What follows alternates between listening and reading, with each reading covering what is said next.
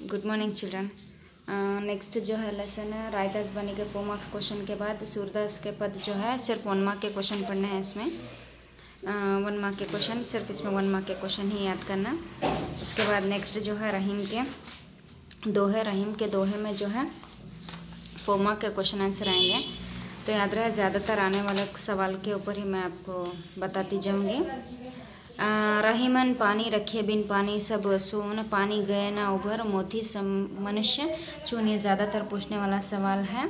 प्रस्तुत ये प्रसंग लिखिए। याद रहे प्रसंग, संदर्भ, भाव स्पष्टीकरण 3 और विशेष।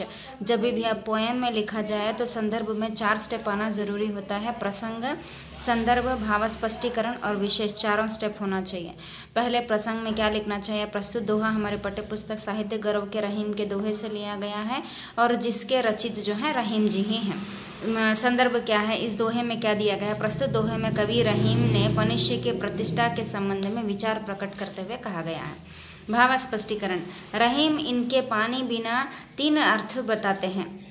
याद रहे पानी के 3 अर्थ बताते हैं। जैसे एक महत्व प्रतिदान कहते हैं, जिस प्रकार पानी का बिन चून और पानी मतलब चमक के बिना मोती का मूल्य नहीं, उसके प्रकार बिना पानी अर्थात बिना इज्जत या मर्यादा के मनुष्य कोई भी कीमत नहीं है, अतः पानी के बचारे रखना चाहिए। मतलब यहाँ देखिए पानी के 3 अर्थ होते हैं। पानी मतलब जल, दूसरा पानी मतलब इंसान की इज्जत, तीसरा पानी मतलब चमक। ये तीन चीज़ होते हैं। पानी मतलब जल, बिना जल के इंसान जी नहीं सकता। दूसरा जो है पानी मतलब इंसान को अगर इज्जत ना हो तो उसकी कोई मर्यादा नहीं करता। तीसरा मोती में अगर पानी नाम का चमक ना हो तो वो मोती जैसा ही नहीं लगता। इसका अर्थ यही होता है। तो भाव स्पष्टीकरण में ये 3 अर्थ के बारे में ही लिखा गया है।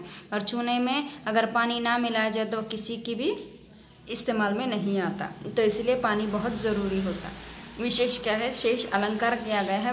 भाषा जो है ब्रज की अवधि की गई है। तो इस तरह से यहाँ पे दिया गया है। ज़्यादातर पूछने वाला वही है।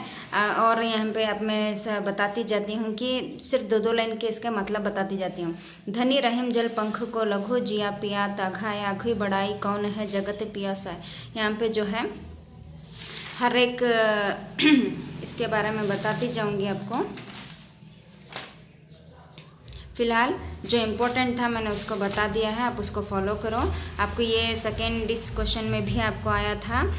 रहीमन गली है सांकारी दूजो न ठहराए अपू आहे की तरे हरी नहीं हरी है तो अपना। यहाँ राग यहाँ पे 2 लाइन देखिए। रहीम की गली सांकारी मतलब उनकी जो गली है वो बहुत दुबली पतली मतलब बहुत छोटी है। दूजो न ठहराए, एक गया तो दूसरा नहीं जा सकता। आपू है तो हरी नहीं हरी है तो आपू नहीं। आपू मतलब यहाँ पे अहंकार होगा तो आपके मन में हरि नहीं बैठेगा, मतलब भगवान नहीं रहेंगे। अगर भगवान हो तो वहाँ पे अहंकार नहीं रहेगा। मैं आपको भाव स्पष्टीकरण बताती जाऊंगी। रहीमन जिग्ना बावरी कही गई सरग पता लापू तो कहीं भीतर रहे जू तो खात कपाल। यहाँ देखें रहीमन कहते हैं कि जिग्ना मतलब जीभ तो बावरी है, कुछ भी आके कहकर चली जाती है, मगर इसका भुगतान कौन भुगतता है? कपाल मतलब सर को जूतों की मार पड़ती है, इसलिए बावरी होती है जबान। जो कुछ भी आए वो बक देती है मगर उसका भुगतान दूसरे भुगतते हैं।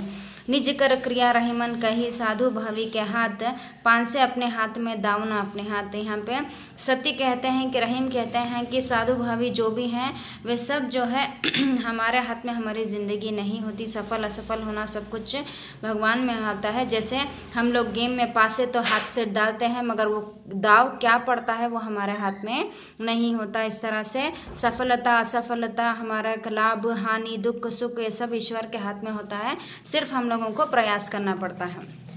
तो रहीम के दोहे में ही इतना ही है। खासकर तो थोड़ा याद से आराम से समझ कर लिखिए, इजी होगा। Thank you children's.